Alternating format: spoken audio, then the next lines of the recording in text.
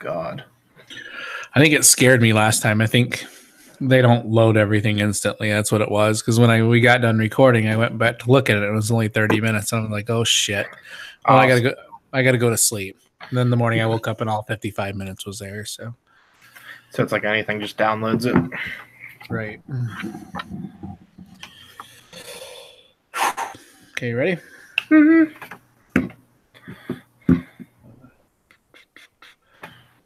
All right, ladies and gentlemen, welcome to the Devy Owner's Manual with that blazing intro there from FF Man Bun, Gabe Gearing. Thank you very much for that. Let's tune in at the end there. You'll get the rest of it. Gabe worked hard on that and got us this kick-ass intro. And we'd also like to send a quick thanks to Chris and Adam of the Dynasty Owner's Manual for getting us our start. And I'm going to introduce my co-host, Andrew. Andrew, how's it going tonight, man? It's going good on this spooky Halloween. Oh yeah! If you got a chance to watch the game last night, it looked like Devil's Night out there with the crazy scoring there and drawing a blank at the teams that played. Buffalo was the biggest. Buffalo one. And Miami. Yeah, there you go. That was a fun game to watch. It definitely had some Devil's Night hijinks.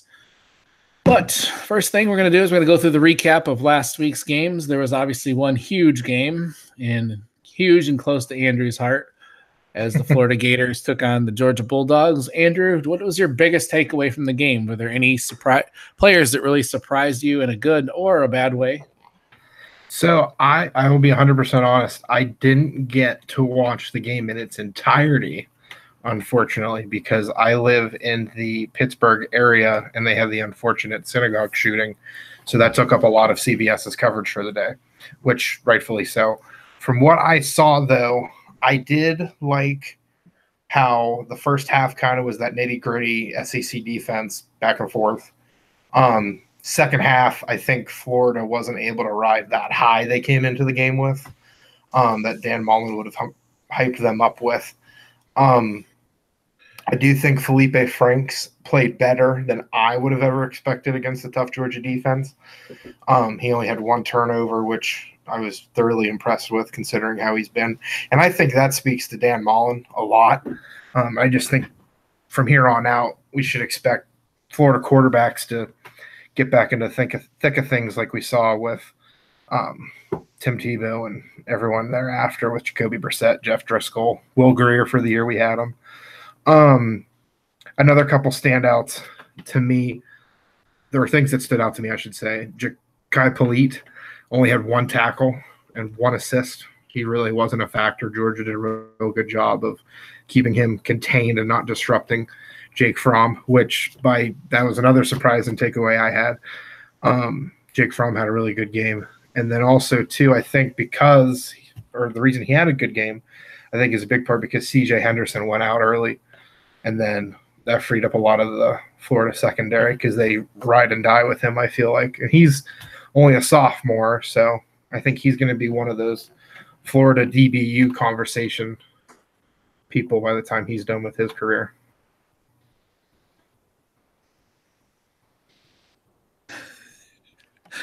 Yeah, as far as defensively, Monty Rice is kind of the heir apparent there to the Georgia linebackers after Roquan left, and he hadn't been very impressive up to this point of the season. He actually was able to tally 11 tackles, which was kind of impressive. He showed pretty good range. I think he's finally getting the game a little bit. He's one to watch next year. And then this is the first time I've really gotten to watch Voshon Joseph extensively, and he had a huge game with 13 tackles and a sack, and he seemed like he was all over the place. And he shows really impressive range as well. I think both of those guys will be playing on Sunday next year. Or not next year. I think Monty's got another year. Voshon, I believe, is eligible, isn't he, Andrew? I haven't looked at much as their defense as much as I've wanted to. I've just been enjoying watching it be rather dominating at times. But no, Voshon, he was a big reason they beat LSU. Against LSU, he had 14 tackles, 2 sacks. So he definitely is a force to be reckoned with. He was taken out after the mini brawl that Vanderbilt had with Florida in the one game with the unsportsmanlike penalties. But I do think from here on out, he'll be one of those names I'll be mentioned in the SEC linebacker groups. He is a junior this year, so he is eligible next year to come out. I know Monty's a sophomore, so he's got another year of seasoning under his belt. And both should be really good linebackers, though the SEC has obviously a very good track record of turning out linebackers. For sure. All right, you're next, bud. Sorry. It's that night.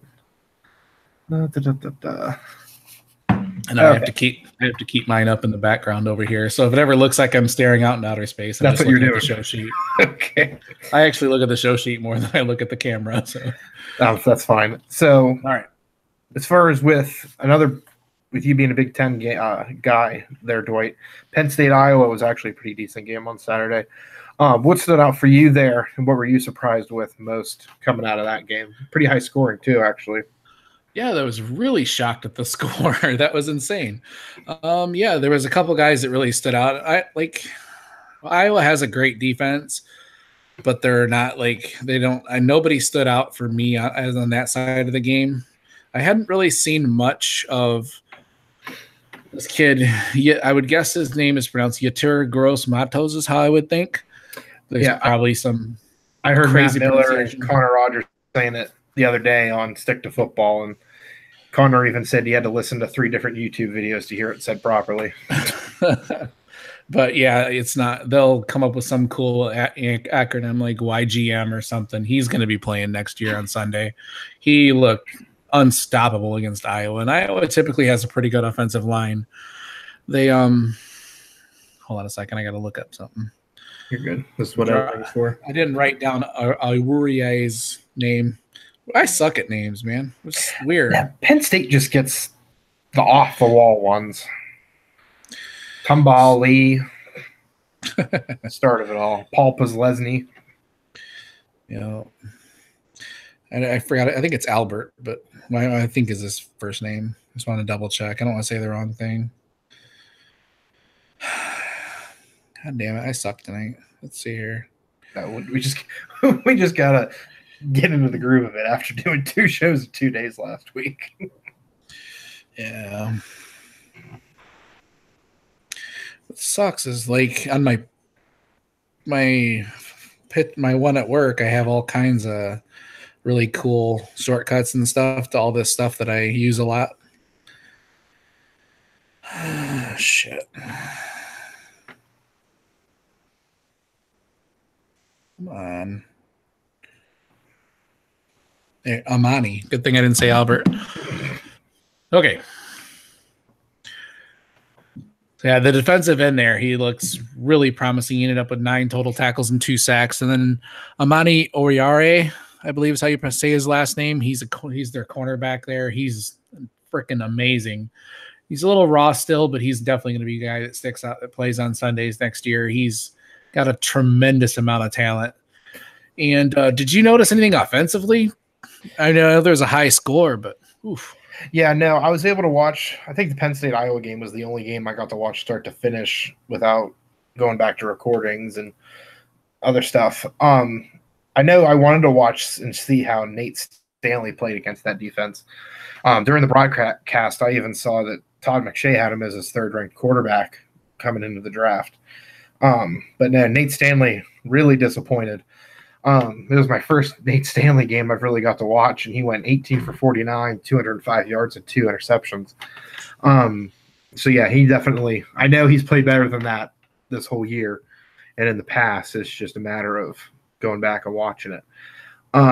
Miles Sanders too. They keep talking about him down at Happy Valley.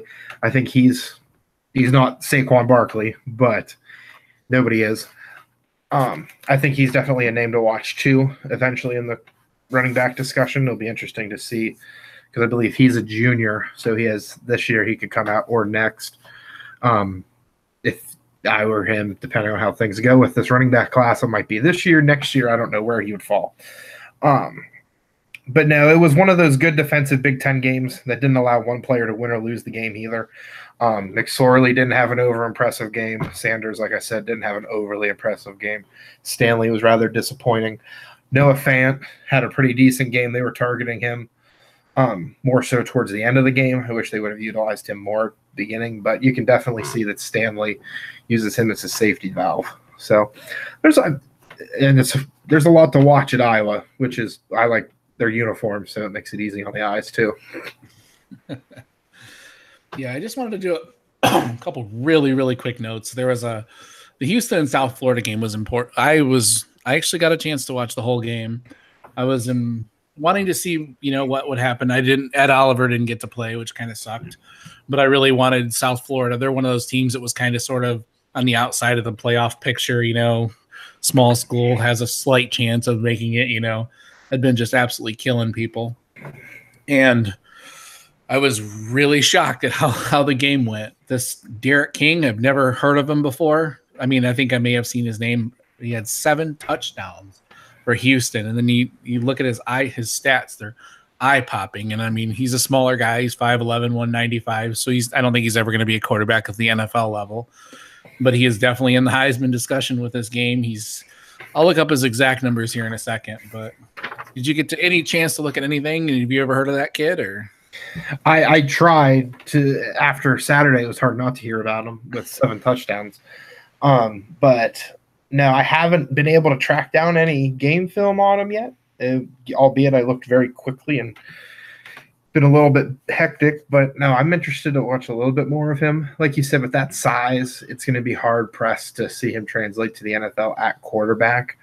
But I mean, heck, he's fun to watch now. If you got him in a Devy or a college league, he's definitely a versatile weapon. 2,400 yards, 28 touchdowns, 5 picks, and quite a bit of rushing yards as well, too. An electric guy, but, just another one of those guys that flashes and, makes some noise in the Heisman race, and then we probably never hear anything of him. So, actually, we got a new segment that we're going to do. It's called the Pride Stickers, and I'm sure you've seen them on the helmets of some of the college football teams, and where they have the stickers. They're stickers for a great game, like a pat on the back, I guess. Sometimes some players have tons of them, some have only just a few. But we're going to do that every week. And for this week, Andrew, who got your Pride sticker? Who really stuck out for you? My Pride sticker is going to go to, at this point, my new wide receiver 1, N'Keal Harry from Arizona State. He had 4 catches for 95 yards, 1 touchdown, ran a punt back for a touchdown, and then he had probably the best catch of the year in college football, OBJ-esque, on the sideline. I don't know how he was able to turn his body, and the whole thing was falling down backwards, pinned against the sideline. It was nuts. Yeah, athleticism will be a plus on his draft report. It stinks because he's one of those guys that I really wish was in an explosive offense. He doesn't. You look at his stats, you're like, oh, whatever. Oh yeah, could you imagine him at like Oklahoma or anywhere in the Big 12? Right, that'd be crazy. But. And then for you, Dwight, who got your sticker? Yeah, mine. I'm going to go back to the Penn State game that, Gross Matos, we'll call him. YGM, baby. I don't know. YGM, there you go. You started it. We'll get it trademarked. Yeah, he made a hell of a difference in a game that I thought was going to be a 13-10. He definitely stood out, and I think he's going to be a handful for Michigan this week. So I'm really interested to dig some more into him, especially in the offseason when I have time to break down more games. But yeah, he really impressed me. Yeah, no, for sure. He's definitely going to be one of those Penn State pass rushers and defensive players like we were talking about before with Tumbahali and Paul Postlesny and all the different types of defensive players they've put out in the past. I think they're starting to get more back to that, especially with them needing to rely on it more now that they don't have Saquon to rely on as much. And with McSorley being a senior, they'll definitely need to rely on their defense. Right. Let me just a second.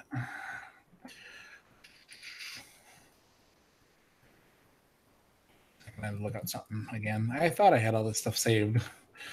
You're good. I actually forgot my computer at home, and my break was at Walmart, so gotcha. I did all this at work. All right, our next segment is our weekly Heisman Watch. This is week 10, I think, as we're going into the college season.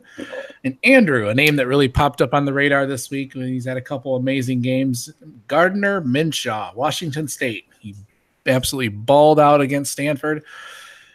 What do you think of him, man? Coming out of nowhere. Yeah, I know. And I was digging into him a little bit more. This whole Washington State kind of creeping up onto people. The top 10, I believe, in the first college football playoff ranking. And Mike Leach and his weirdness are kind of staying on the back burner for once, which is really weird. But no, looking more into Gardner, you see he came from a community college, went to East Carolina, graduated, so he's a graduate transfer. He gets the starting job at Washington State. Was going to have a quarterback battle with Tyler Helsinski until he had his tragic passing in the offseason. From what I've seen of him so far, he has nice size. He's 6'2", 220. He's a thick 220, so it's not like he's just going to get broken in half at the next level if he decides to go there. His mechanics I like pretty oh my gosh. His mechanics were pretty decent as well from what I saw, and his ball placement I really liked as well. Given I've only watched a handful of games of him, I still like a lot of what I see. It's one of those things where it's the Mike Leach offense, so it'll be interesting to see how much of that translates. But I think Baker Mayfield was the first person to kind of break the mold of that spread offense is bad from college to pro, so it'll be interesting to see if he translates or what draft evaluators think come April. Right. I'd be curious actually to go back and see some of this tape from East Carolina, honestly, because his numbers were not that great. They were okay. And then this year he's putting up 70%, 71% completion rate, 26 touchdowns, 3,100 yards. That's crazy. Like, and then you look at his numbers at East Carolina, which obviously is a much smaller school, and he was nowhere near that. So I'd be kind of curious to see what that looked like, you know, and what has made this much difference. And he's an older guy. This is his 5th year. So I didn't look at his exact, he's got to be 23 or 24. So I mean, he's going to be an older guy, but he's starting to creep up into that first round discussion in a quarterback class that has been fading a lot recently.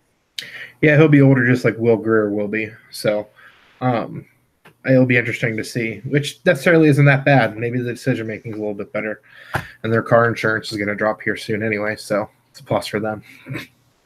Right. And then for you, Dwight, is there anybody, obviously, the Tua race, a.k.a. the Heisman race, is there anybody else sticking out to you in your top 5 or anyone you want to talk about? No, not much has changed, really. I'm going to add Minshew into the top 5, and then I still think it's going to come down I still think it'll be between Tua, Murray, and Haskins. I think Minshew and Etienne have a slight chance of getting in there. Sorry if you don't know who they are. Tua Tagliavola, I think I say it, from Alabama. Kyler Murray from Oklahoma. Gardner Minshew, as just said. Dwayne Haskins from Ohio State and Travis Etienne from Clemson. But I think and all of them are quarterbacks except ETN too. Right. I think normal for the Heisman race. I think the thing that's going to set them apart is the fact that Tua, Murray, Haskins, Etienne are going to be in more critical games, and if they shine on that big stage, they're definitely going to get some extra bump there. So that's for sure. I think that sets them apart from like Minshew. So what about you? What's your top 5? Your number 5. I love it, man. Love it. My number 5 is Grant Delpit, a defensive back out of LSU. I think if anyone defensively is going to win the Heisman, it would have to be Grant Delpit. He's only a sophomore, but Ryan Clark tweeted out infamously a couple weeks back that he is the best safety or corner that LSU has ever produced. So that's Patrick Peterson, Tyrann Mathieu, that type of company. Ryan Clark also went to LSU, but he's not in their company anyway. But that's a different discussion. Anyway, this year he boasts 54 tackles total between his assists and his solos, 8.5 tackles for loss, 5 sacks, 5 interceptions. He's just a disruptor. He's playing a lot like the Honey Badger did when he was down in the Bayou. He doesn't have the touchdowns that Matthew had that would probably really jump him into the Heisman race. But it'll be interesting to see him play out. We got the rest of this year and at least next year to watch him. So he can only grow and get better. So it'll be fun to watch how he goes now. What about the other 4, sir? My four are pretty much the same as what you got. I've got Tua, Kyler Murray, ETN, Haskins. At the end of the day, it's the Tua race, and then there's everybody else. They keep joking about it on Stick to Football. They just got to fill seats. But Tua's name's already going to be on the plaque when they all show up for it and take pictures with it. So, yeah, I think it's his race to lose at this point. And deservedly so. He still hasn't thrown a pick, and he still hasn't played in a fourth quarter, which just speaks to how well he's playing to keep his team. And his ball placement and his throwing motion for being a lefty, it looks just different because there's not a lot of good lefties. It's just effortless. It's I can't wait for next year for me to use one of my hundreds of 2020 first round Devy picks, it seems, on him. Absolutely, man. All right, just like the Dynasty Owner Manual, every weekend or every week here, we want to go through some Devy strategy. We're going to start kind of with some more of the basic strategy. Our strategy will change throughout the year as, we get into draft season and things like that. But right now, it's the middle of the season and you're in your races. So if let's say your team is, you're 2-6, 1-7, the dreaded 0-8 if you're that bad. What are several ways that you can approach things? Like, how aggressive should you be with Devy players? Should you target Devy, rookies, injured young players? Like, what's a good strategy here as far as Devy, Andrew? What do you think you should be targeting? I think it all depends on how you evaluate the incoming players. So if you have just rookie drafts in your league, like I have one league, it's a dynasty league. I'm 0-8. I had a lot of players get bad, or they retired last year on this team I have. And I was coming into this year with no running backs on my team, so I had to get what I could. I was able to nab up Darius Geis, who was injured rather late in the first round of a pick or draft. I got Ito Smith down at Atlanta, who I think is going to replace Devontae Freeman. I really wanted to work on the running backs with my draft, and that's what I tried to do. And with the pieces on the team you have, if you're 0-8, 1-7, 2-6, look at your veterans who are producing, who you can trade to the people who were first, second, or third that can win a championship for draft capital or the players you can get. I tried to get kind of an NBA approach, but you want to nab down one position in a draft. So, like, I got my running backs now because I was able to I also made a trade for Nick Chubb. So I got Chubb, Geis, Ito Smith, because I think they're better than any running back coming in this next year. So I was able to get some extra picks. This coming draft, I'm going to work on tight ends and wide receivers because I know they're going to be better this year than in most years. And then in 2020, you're able to nab down quarterbacks, running backs. So it's kind of, you got to do a little bit of scouting and know your team. I've talked about it on a couple podcasts I've done. You just really got to be honest with yourself, and you've really got to utilize every tool you can get, whether it be us here at the Devy Manual, Stick to Football, Devy Watch, whatever you can use to get more acquainted with what's coming up and going to be playing on Sundays and how they're going to translate.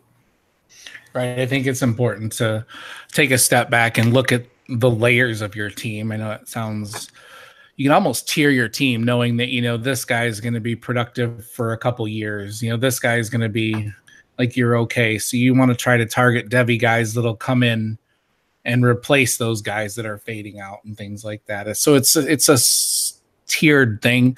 Like, typically the teams that are competitive, I see, don't typically have a whole lot of Devy because they've already bargained them away to get what they have. So you just got to target those mid-level teams that are trying to get to that top level and get whatever Devy you can get, man. And then I think you do need some youth to keep yourself. I'm not a tank for 2 or 3 years type of guy. I definitely want to keep myself somewhat competitive. So it's you just got to find the right balance. That's exactly right how you said it. And I think you're seeing it too with the real NFL, not the fantasy aspect of it, but you're seeing a little bit of that eke into it, which this past Tuesday we had the trade deadline for the NFL, and it's never that busy. It was busier than an MLB trade deadline. And you saw a lot of the older players getting traded for draft picks. I mean, look what Gruden's been doing in Oakland. Should he have traded Khalil Mack? No. But Amari Cooper they weren't liking the production they were getting out of them. And they were able to get a first for him. So any day of the week, you can do something like that where you could trade a player that's not doing a lot for you, but someone else sees the value. By all means, ship him off and get what you can for him. No player should be untradeable on a team. Oh, I absolutely 100% agree. We may see fantasy rosters being run more like the Philadelphia Eagles, where you have that, they have tiered their team with the productive veterans and try to get as much as you can before your quarterback, in our case would be, makes himself, too expensive. And the same with the NFL as well. There's it's kind of cool to see the parallels in running a fantasy team and the way some of the more successful NFL teams are, like the Rams and things like that. Right, for sure. So then with you, Dwight, what type of value do you put on these 2019 picks versus these 2020 picks? Like I talked about, 2019, you have the wide receivers and the tight ends. 2020, you got the quarterbacks and the running backs.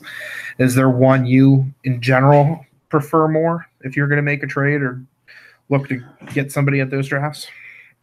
Right now, I want to look at this in a Devy landscape.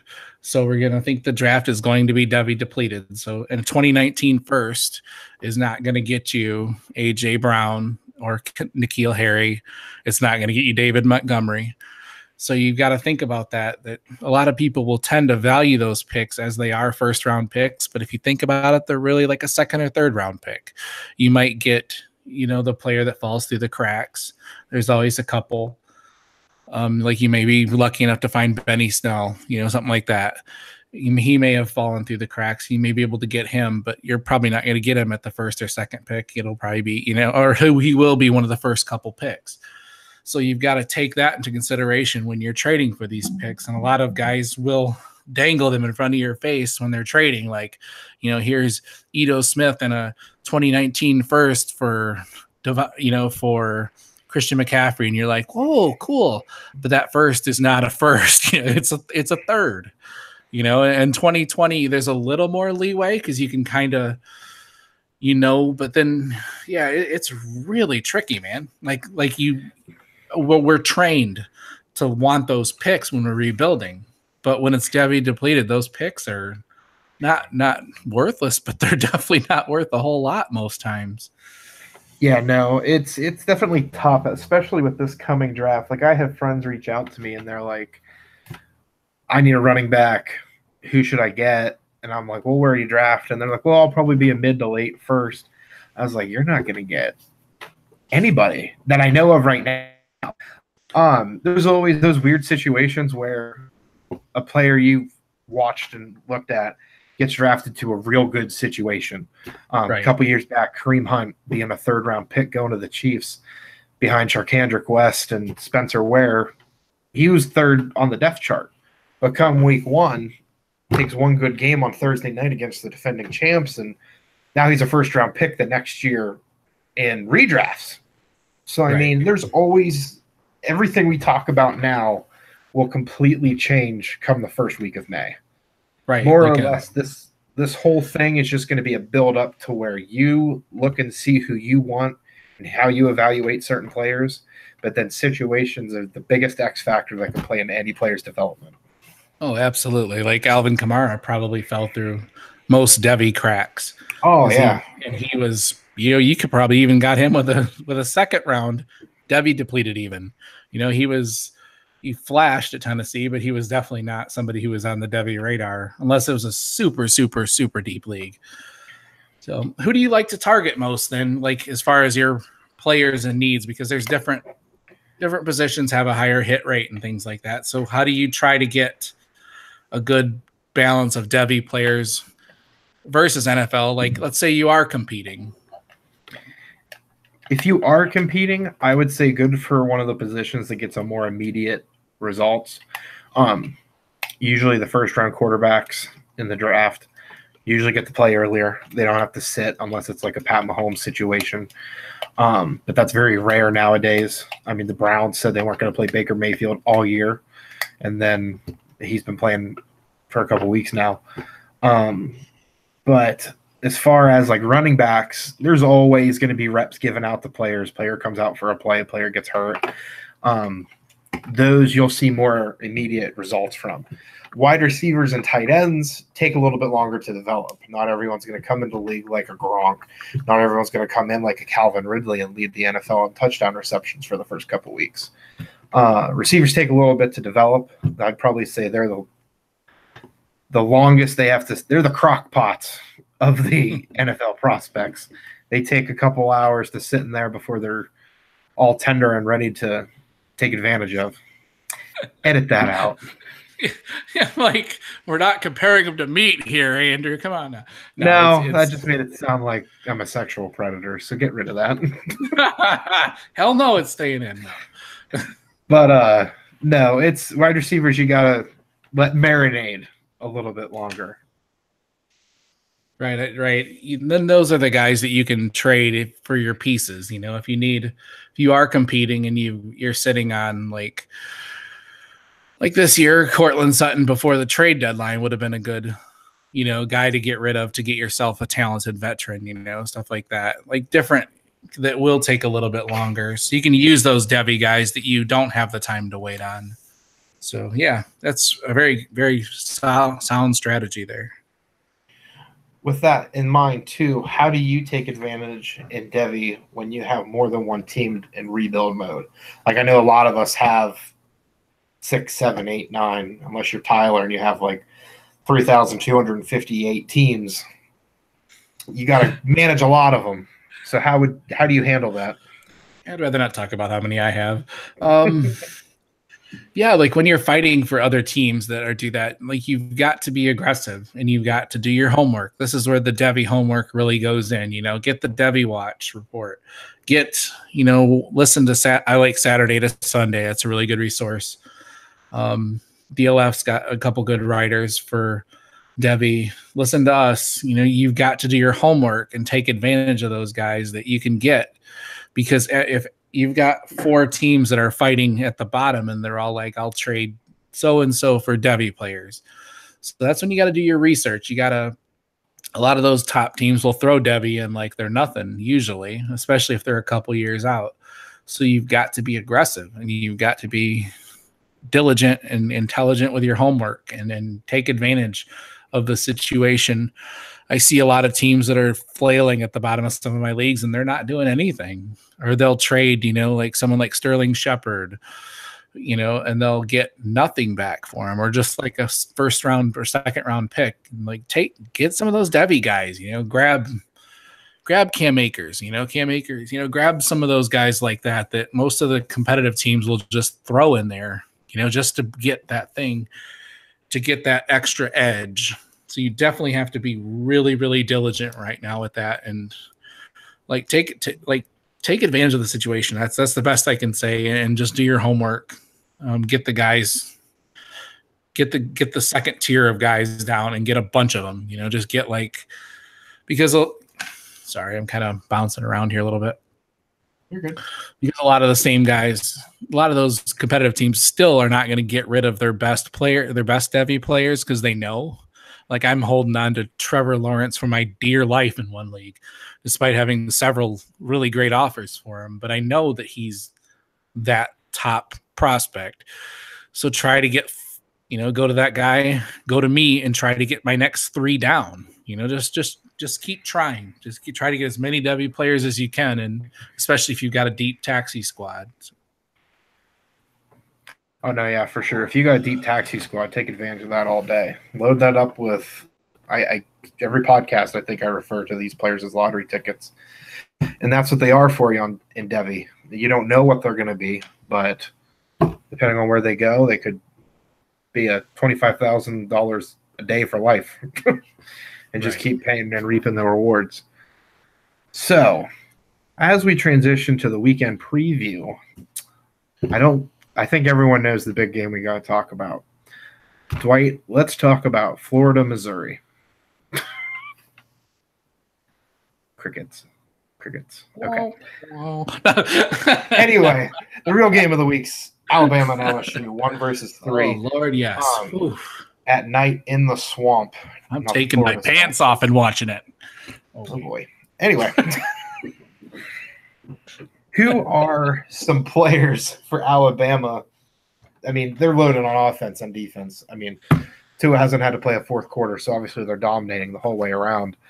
Who are some players that you're really excited to watch against their best team they're going to play all year? Right. I think this game's going to come down to the defensive stars. I think Tua is definitely going to see some things that he's not seen before this season. On LSU, you mentioned Grant Delpit. He's phenomenal, but they've also got Greedy Williams, who's, I think, the top cornerback. So they're going to definitely be able to cover Alabama's receivers. And then Devin White's going to be out the first half, but Jacob Phillips will have to step up. And then but both of those guys are key to stopping, the underneath stuff. And does Tua even throw underneath, though? I don't know. So that's on the LSU side of the ball. As far as Bama, they're definitely loaded as well. They've got a name that's really come to the forefront and is starting to get not quite top 10 buzz, but it's getting up there. Quentin Williams is a defensive tackle at Alabama. He's actually their highest rated player from PFF. He's got I believe 97.6 overall rating, even higher than Tua. He's shown, and he's come out of nowhere. He hasn't started a single game up until this year, and he's been phenomenal. Great run stopper. They've got Mac Wilson at linebacker, and Deontay Thompson is also one of the top safeties. So Bama's got the defense too. So I'm going to be glued to this game, man. Is there anybody you're watching this isn't named Tua? No, there's plenty of names to watch. I'm really excited for, like you mentioned, Grant Delpit, Devin White. I think the game's going to be won and lost, though, on how Joe Burrow manages the game for LSU. He doesn't necessarily have to win the game for them. He just can't lose the game. It's kind of like a similar position to where Felipe Franks was last week with Florida versus Georgia. Burrow's just got to keep the ball with the offense, not turn the ball over, let the running backs kind of manage the game for them and eke out what they can, take 3, 4, 5 yards when you can. Burrow will be asked to make a couple throws. Just like I said, he can't turn the ball over, but, I mean, he's got Delpit, Greedy Williams, Devin White, Phillips. That whole defense is probably going to be NFL caliber at some point. It's going to be a very good game, but this isn't on the show sheet, Dwight. I want to ask you this real quick. The spread on the game, we're not going to turn into a gambling podcast. The spread on the game is 14 points. Alabama's the favorite. Do you think they'll be able to cover that? No, I don't, actually. I almost made it my upset of the week, but I don't think I'm that quite confident in LSU winning, but I think it's going to be closer than that. I think Tua's going to show he's going to show a little human side this game. I don't estimate I think he's going to be playing in the fourth quarter. I think he's going to throw his first 2 interceptions. It's going to be harder. It's going to be tougher than anything he's ever seen. This is one of the most hostile environments in college football against one of the best defenses in college football. And this is going to be probably his down game of the year. But even then, I don't think it's going to be that far down. I just don't see them being able to make that much of a dent in it. But I think it's going to be close up into the fourth quarter, and then Alabama will pull away a little bit. But I still think they're only going to win by 10 or so. No, for sure. LSU at night is prime how the Tigers won it. Another big SEC matchup, the one that everyone circled on their calendars to decide the SEC East, Georgia versus Kentucky. Could be a shootout as long as that Kentucky offense decides to show up unlike they did last week. Biggest question, though, is can that Kentucky defense slow the trio of running backs Georgia has along with Jake Fromm and Fields? No, I don't think they're going to. Unfortunately, as much as I want to root for Kentucky and as much as I love Josh Allen, I don't think it's going to be that good of a game, unfortunately. They do have it. Sorry, I'd lost my – they do have it in Kentucky, I believe. Yeah, it is at Kentucky. But I just don't think they have enough to stop the star power and the offense of Georgia and also overcome their defense as well. Because Kentucky has, a lot of question marks on offense. So, but as far as Georgia, though, they are like a running back factory the last 10 years probably. Like, who is the running back there to own in Devy? Like, who is the most impressive to you? I would say there's there's two. I couldn't really decide on who I wanted to go with. I did pick one, but I really like DeAndre Swift. He kind of put the dagger in Florida's heart on Saturday, breaking off that big 30-plus yard run. I do think, however, the player to own in that backfield is the knockout punch of the running backs, Elijah Holyfield. He's 6'1", 220 pounds. He's huge. Not Derrick Henry huge, but he's shown even with that size, he has the speed to break off the big runs. He will also go over the top and go through you. I think he's the most complete back they have in that offense. So there's a lot to own there. I mean, they've been a running back factory. Todd Gurley, Sony Michel, Nick Chubb the last couple of years. So you can't go wrong with a Georgia running back in Devy, in my opinion. Man, I wish that Zamir White was a factor because I think he's probably better than all of them. But, yeah, and that's the crazy part. You got him going there, and he could be the best out of all of them. So I'm pretty sure they locked up the number one running back for the next class too already. I wouldn't be surprised if they have it for the next crazy. 10. That's crazy. So we got one other really, really awesome marquee matchup this weekend. We got Penn State going into Michigan. Are there any Devy prospects in that game as far as the offensive side of the ball, Andrew? Penn State, I really want to see Juwan Johnson and Sanders play a little bit better than they did. Juwan Johnson's at the mercy of Trace McSorley being able to throw him the ball. McSorley lately has been shown he's more of a runner than a passer, but with his size, that's expected. Sanders, they're going to have to control the clock because Michigan actually has a pretty good offense now this year that's been really rolling since the first week. On that note, I really like how Shea Patterson's bounced back from an okay first game of the year against Notre Dame. And I really like, and I've been high on him for a while, Karan Higdon, the senior running back at Michigan. He's not huge as far as size goes, but he's finally rattling off consistent 100-yard games. Last year he had, on 2 occasions, 200-yard games. So he's shown that he can be the bell cow for that team, and they will use him as much as they can. So it'll be fun to watch. It's Michigan. They haven't ever had that quarterback play. And while they have the quarterback play, it's opening up the run game, and everyone else is kind of benefiting from it. So it'll be a fun game to watch, I think, for sure. Right. The only other offensive one I would chip in is Donovan Peoples-Jones to see how he does against that top Penn State cornerback or Oriare. It'll be interesting to see that matchup. Yes. No, for sure. And then what about for that defense then, Dwight? I know Michigan's got a couple good ones, and Penn State you've already talked about. Right, and Matos and Auroriare, and then just to watch the linebackers, Devin Bush and Chase Winovich in Michigan, because I think they're going to be a key to the game with the type of passing play that McSorley has. He tends to favor the short game, and then obviously Miles Sanders is one of their biggest weapons. So I think the linebackers are going to be key in that game. But now the fun part, the one everybody tunes into, the one that we all missed last week.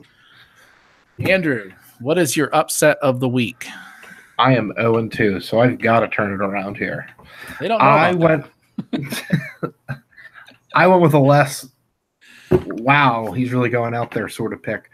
I want to see N'Keal Harry and Herm Edwards take the Sun Devils all the way. I take that back. I want to see N'Keal Harry and Arizona State knock off number 16 Utah.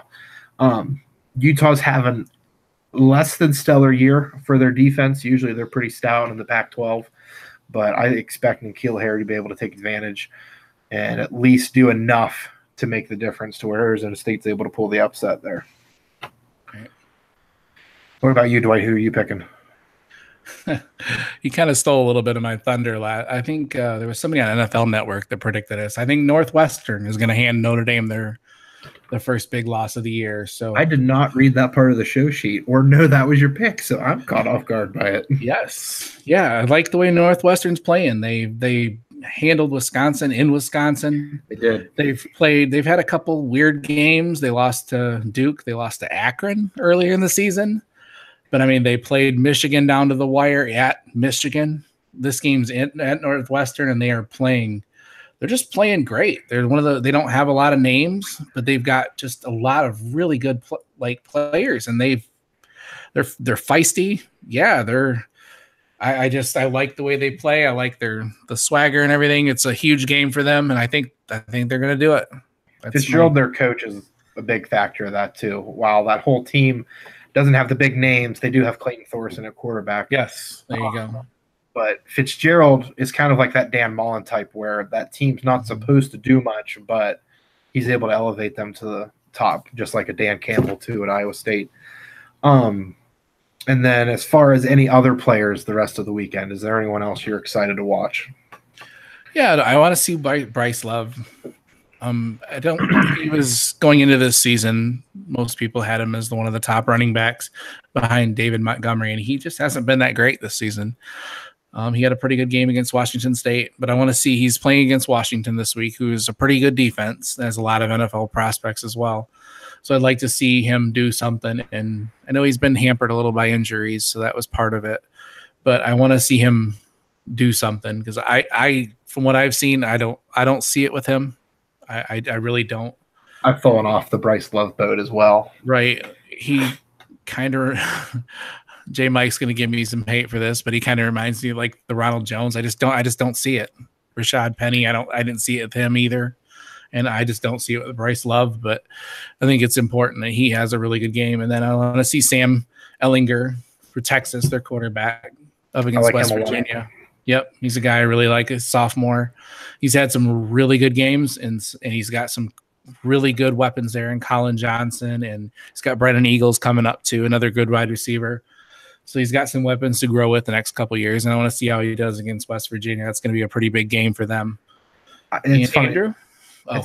You're good. I was going to say, it's funny that you mentioned Colin Johnson, because really the next big game apart from LSU and Bama that I'm excited to watch is that Texas-West Virginia game. Both, unfortunately, suffered upset losses. Right. West Virginia lost to Iowa State a couple weeks back. Last week, Oklahoma State beat Texas, which led to fun. It led to the epic Mike Gundy Twitter rant. Oh, that was crazy. You watched the end of that, and I didn't see what all the fuss was over. He was trying to get his players out of there, and boy, Texas's coach lost his freaking mind. I think Tom Herman was trying to just save a little bit of face. But I want to see Will Grier continue to play better. He's bounced back last week after the upset loss to Iowa State, where he had 3 red zone interceptions. We talked about it before with Herbert. If he stays, this quarterback race is wide open, and Will Grier could definitely be one of the names to become a QB1. And the other receiver opposite Colin Johnson, little Jordan Humphrey, he's played really well too with Sam Ellinger throwing him the ball. So that's the next fun game. That will have more scoring in it than I think the Alabama LSU game. You can almost say that's another upset call, but no, there's a lot of good games. We tweeted it out this week on the Devy Owner's Manual Twitter account. There's 6, 7, 8 marquee games to watch this week. So yeah, things are getting fun. Next couple weeks is going to be fun, man. All right. Over the first couple weeks, we actually have had a couple fan questions. We did answer them in our Phantom episode. We recorded an episode last week that for some reason my happy ass couldn't get it to iTunes. So anyways, we're going to answer them again for the third time. So DHH Miggy, or at DHH_Miggy asks, which running back will be the first off the board in a somewhat stacked wide receiver class in 2019?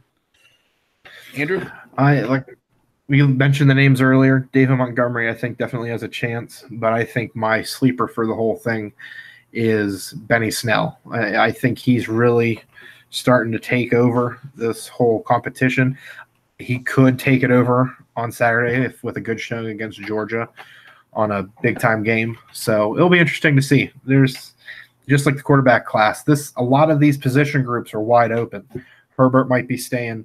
That's wide open. Running backs, nobody's really taken that leap. That's wide open. Metcalf gets injured. Wide receivers are wide open. So while there might not be as much deep talent, there's a lot of fun to watch with it. And the running back class with Benny Snell and David Montgomery, I think, is going to be a big one. Right. I wish, I'm a defensive guy, so I love the 2019 draft, but I'm really not excited at all offensively for hardly anybody at this point. You don't. Yeah, but then 2020, holy hell. Oh, yeah, we get We get what you're getting this year. Yeah, 2020 is going to be 25 of the first 32 picks are going to be offensive guys. Mm-hmm. All right. And our next question at Top Dog Dynasty asks, which running backs will we looking to target in drafts in 2020 then? 2020, we got the big names: Cam Akers, Jonathan Taylor, J.K. Dobbins, just to name a few. Travis Etienne, who's really playing well this year. I know you like him a lot, Dwight. Oh, yeah.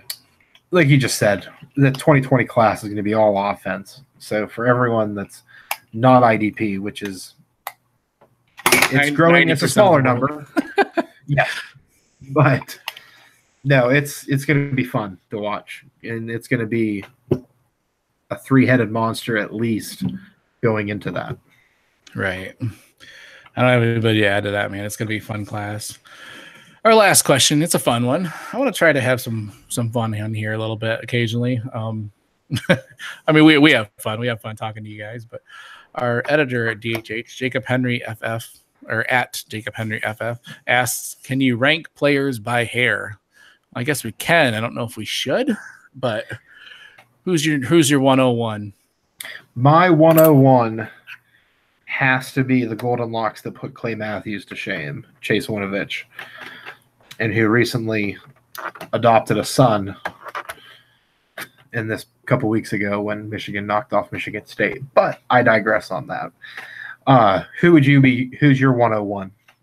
Yeah, it's between him and Mr. Lawrence there, the quarterback at Clemson, man. He's got these golden flowing, I think I called him touchdown Jesus one time. That's kind of what he looks like.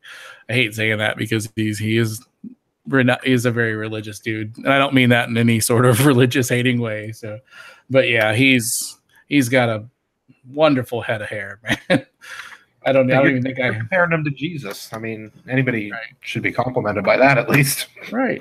His voice is like a cross between Fergie and Jesus. Anyways. All right, ladies and gentlemen, that will wrap up our second episode. If I can figure out how to get it to iTunes, it will be the second episode finally. And Andrew, why don't you tell everybody where they can find your work at, man? They can find me on Twitter at DHH_Mandrew. They can find my work on DynastyHappyHour.com. I do have a weekly Devy preview on there, looking at different position groups and players as a more expanded, written out version of what our pod really is. So don't be afraid to check us out on there as well. And you, Dwight? Yep, you can find me on Twitter at FFPeoplesChamp. I have some articles when I get time up at DHH and then also the Fantasy Authority, where I typically cover defensive players for redraft and dynasty, and hope to write some more about the Devy players too. I get to watch and study him and stuff. I don't get to write about him as much as I'd like to. And you can find our show. Our Twitter handle is at Devy Manual. And we also have an email account, DevyOwnersManual@gmail.com, that you can email questions to. Send us pictures of your roster, things like that. Ask us, any questions you want on that. And that's it, man. We'll record another episode next week, and we'll go over the LSU and Alabama game, and should have lots of juicy tidbits next week. So I still don't know how to end this sucker. Roll Tide. Roll Tide. All right, we'll talk to you guys next week. Gabe, take us away. There you go. I like that. That works. Gabe, take us away. I like that.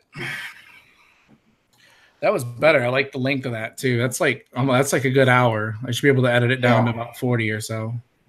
Yep, for sure. That went pretty well.